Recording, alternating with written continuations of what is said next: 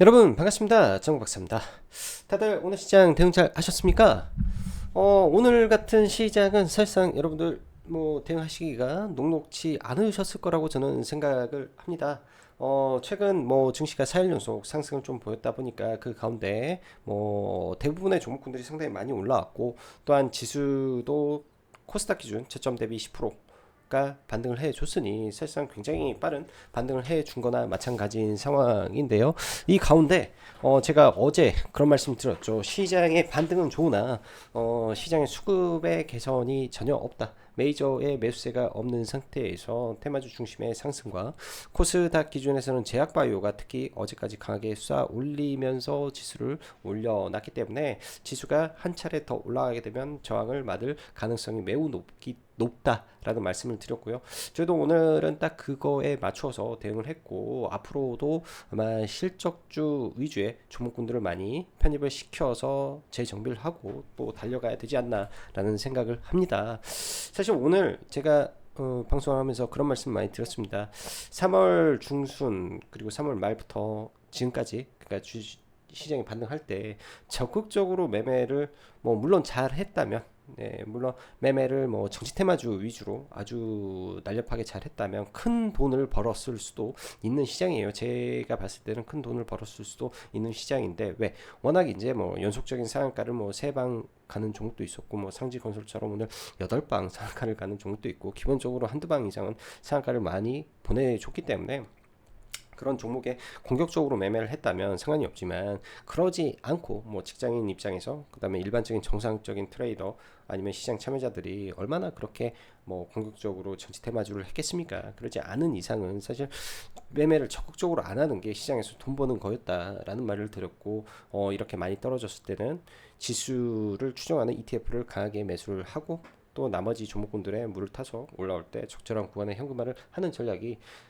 사실은 가장 좋은 전략 중에 하나다라는 말씀 드렸는데요. 이 전략을 지난번에도 그런 말씀 드렸습니다. 몇 번을 반복해야 되는 전략이다라는 말씀 드렸는데, 그대로 지금 시장은 가고 있다라고 생각을 하시면 됩니다.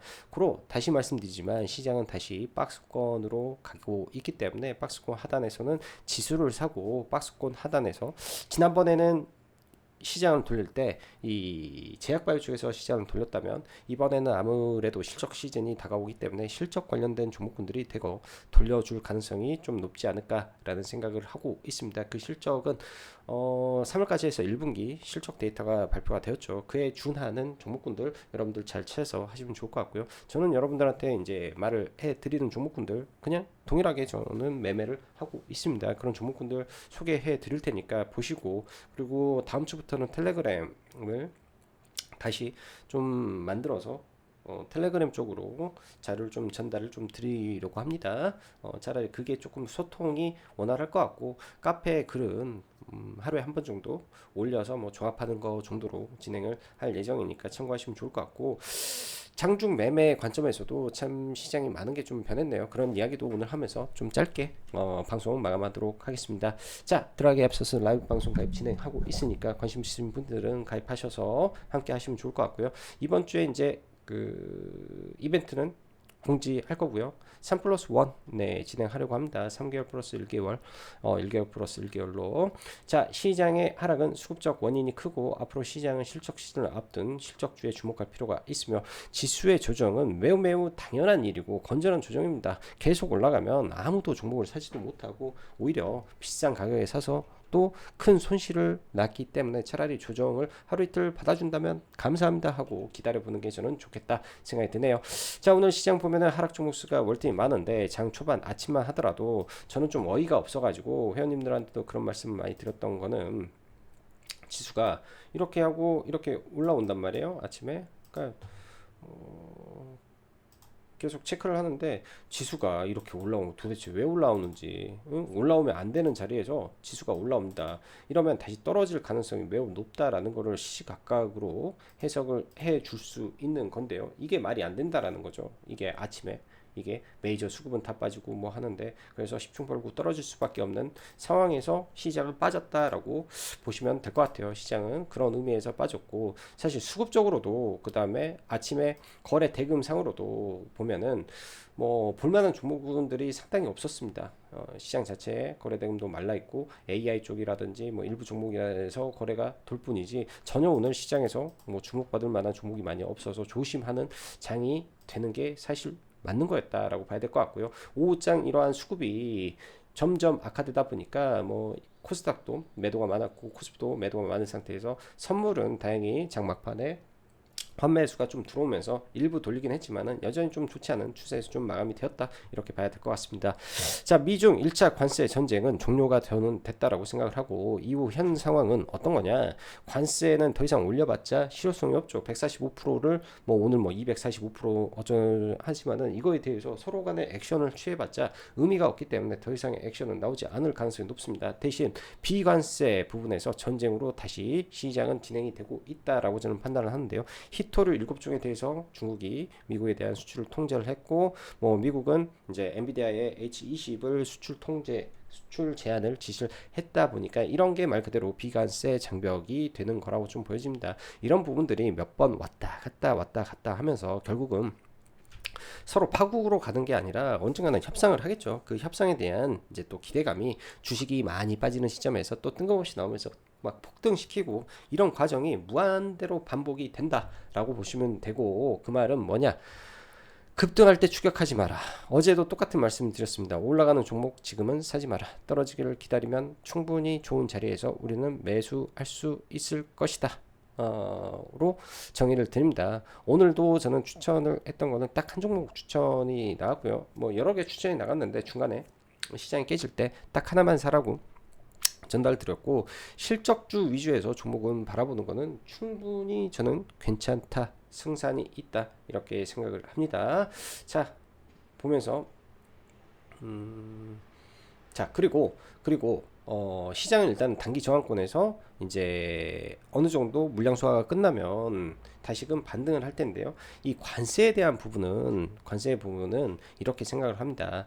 일단은 테크 쪽은 경기 민감재 쪽이기 때문에 반등을 하더라도 당분간은 교역량의 감소로 인해서 좀 그리 좋지는 않을 가능성이 높다, 이렇게 판단을 하고 시장을 바라보는 게 좀 맞을 것 같고, 그래서 반도체나 2차 전지 쪽이나 뭐 자동차나 이쪽은 별로 힘을 쓰지 못할 가능성이 높다라는 생각을 좀 많이 하고요. 대신 실적이 괜찮은 섹터 잘 지켜보고 있습니다. 그게 이제 화장품이 될 수도 있는 거고, 뭐 화장품이죠.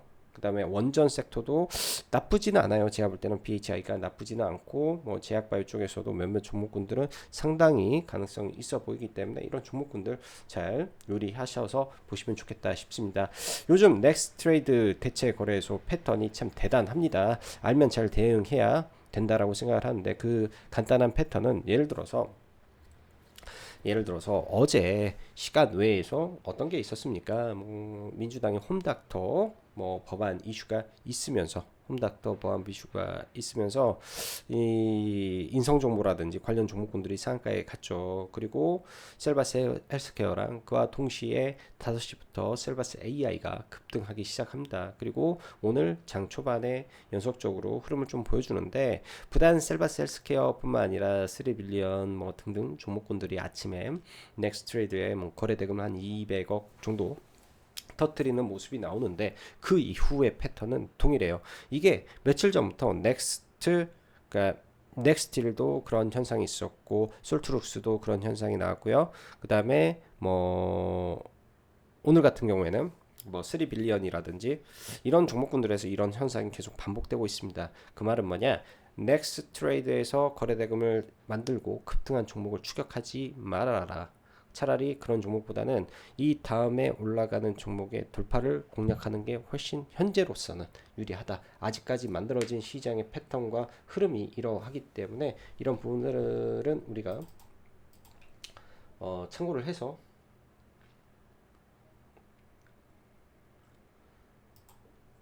좀 봐야 될 것 같네요.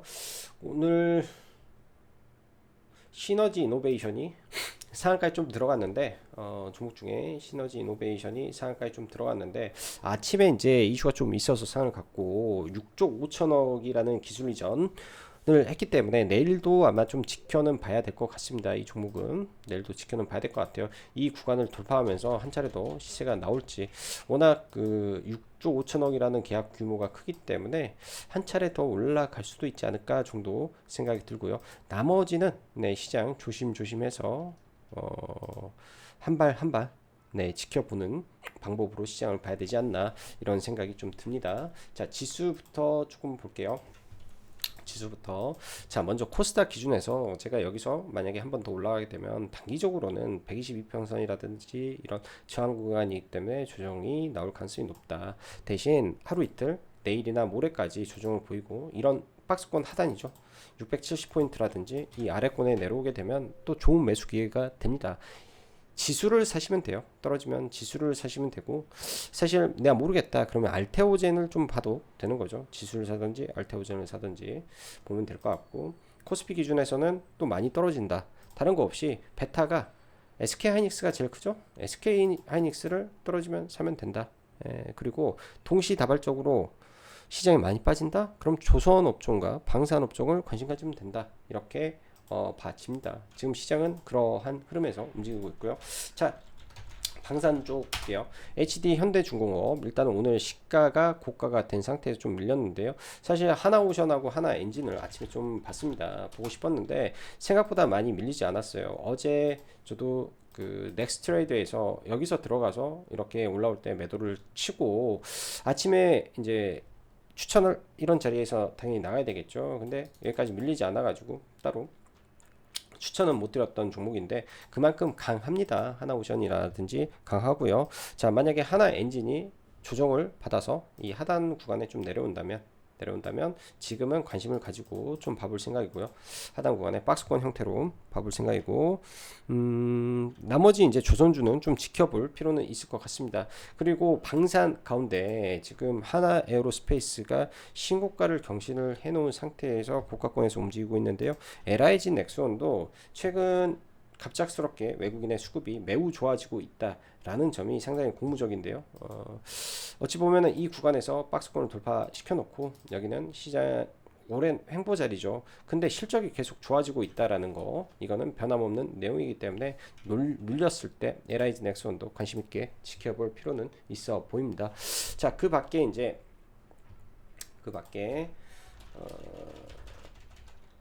로봇 섹터가 한국 PIM 굉장히 세게 올랐는데요. 어제 이제 이런 종목은 아침에 돌파할 때 돌파로 봐야 된다라고 말씀드렸는데 좀 아쉬웠습니다. 어제 상따를 하고 일단 반등에 그냥 팔았는데 다시 올라갈 것 같아서 돌파로 좀 타고 2만원 근처에서 일단 다 팔았는데요. 이 2만 500원 이 구간에서 돌파를 못한 게 좀 아쉽네요. 그래서 큰 폭등의 자리는 놓쳐버린 것 같아서 좀 아쉬운데, 지금 끼가 좋아서 한국 PIM이 끼가 좋아서 며칠은 이 종목을 좀 지켜봐야 될 것 같고 3일선이라든지 5일선 지지 구간을 확인해서 좀 봐야 될 것 같습니다. 그리고 클로봇은 원래는 바로 종목을 보고 싶었으나 시장 영향을 좀 많이 받는 것 같아요. 그래서 매수 밴드를 하단으로 좀 바꿔서 봐야 되는 구간이지 않을까, 일단 이렇게 생각을 하고 있고요. 클로버, 그래서 로봇은 딱 두 종목 정도로 압축을 해서 지금은 좀 봐야 될 것 같습니다. 알래스카 LNG 관련해서 종목군들이 많이 밀렸어요. 하이스틸이 어제 상한가에 들어갔다가 좀 밀려버렸는데요. 당분간 좀 밀릴 것 같고, 하이스틸보다는 여전히 동양철관이 거래 대금 측면에서는 정말 어마무시한 것 같아요. 거래 대금 측면에서 세력이 있는 건지 뭐한 건지 어마무시한 것 같고, 지금 계속 아무래도 이제 얘가 대장이다 보니까 이쪽에서 매매는 계속 되고 있네요. 이쪽에서 매매는 계속되고 있고, 얘가 만약에 조정을 받아서 밀린다면 계속해서 관심 가지고 좀 봐볼 것 같습니다. 오늘 뭐 의료 AI 쪽의 종목군들이 대거 상승을 좀 했는데요. 사실 오후장에는 더 이상 보고 싶지는 않아서 보지는 좀 않았어요. 오후장에는 보고 싶지는 않고 이런 종목군들을 딱히 지금 연속성을 띄기가 좀 아쉬울 것 같다라는 생각이 좀 들어서 좀 보지는 않을 것 같습니다. 대신 화장품 섹터에서 의미 있게 지금 종목군들이 좀 강하고 뭐 추세를 만들어가는 종목군들이 많은데요. 한국콜마는 6만 원에 제가 좀 들고 있는데요. 만약에 빠지게 되면 추가 매수를 계획을 하고 있습니다. 떨어지면 볼 것이고 같은 썬라인에서 선진 뷰티 사이언스도 선케어죠. 이런 종목도 떨어지면 하단에 내려오면 충분히 매수를 해볼 수 있을 것 같고요. 12,000원 이하권. 그 다음에 VT도 장기 박스권을 만들어 놨는데 최근에 이제 뭐 1년에 뭐 이상한 데 투자해서 문제가 되고 막 그러는데 여전히 장사는 잘 하고 있고 중국의 위생 허가를 받아 놓은 게 이제 곧 중국에 이제 물량이 들어가고 미국과 해외에 오프라인이 들어가기 때문에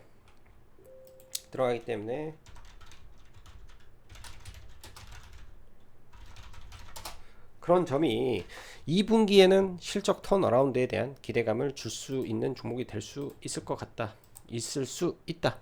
라는 걸로 귀결하면 될 것 같습니다. 이거는 뭐 제가 말한 게 아니라 하나증권 리포트하고 수출 데이터에서 나온 내용들을 종합해서 말씀드린 거고요. 이번에 수출 데이터가 매우 잘 나온 업종들이에요. APR도 엄청난 성장을 보였고 VT는 뭐 성장보다는 뭐 빠지지는 않았는데 이런 물량들이 2분기부터 본격적으로 오프라인 쪽으로 들어가기 때문에 이러한 이 성장에 대한 기대감을 가질 수 있는 부분이겠죠. BHI는 25,000원까지 해서 저희는 다 매도를 했고요. BHI 같은 경우에는 다시 떨어지면 봐도 됩니다. 올해 폭발적인 수주 증가가 있기 때문에 이 종목은 빠지면 계속 매수로 대응하셔서 끌고 가도 되는 굉장히 우량한 종목이 될 거고요.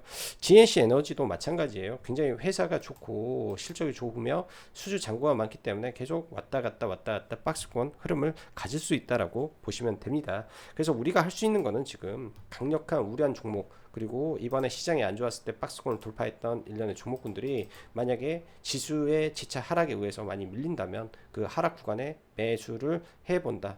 매수의 이 자리를 찾아본다. 라는 걸로 생각을 하고 종목군들을 보시면 좋을 것 같습니다. 물론 저도 이제 뭐 이리저리 종목군들을 매매하고 하는데요. 사실 급등주 매매는 뭐 고가권에서 이루어지는데 강한 종목, 재료가 좋은 종목에서 사실은 적극적인 매매를 하는 게 맞아요. 근데 그게 다 할 수는 없고 이런 종목군들에 대한 재료의 해석, 그 다음에 매매 방법, 뭐 일련의 그 기법 등은 가입하셔서 보시면은 함께 할 수 있을 것 같습니다. 자, 오늘도 영상 시청해 주셔서 감사하고 여기까지 짱구 박사였습니다. 감사합니다.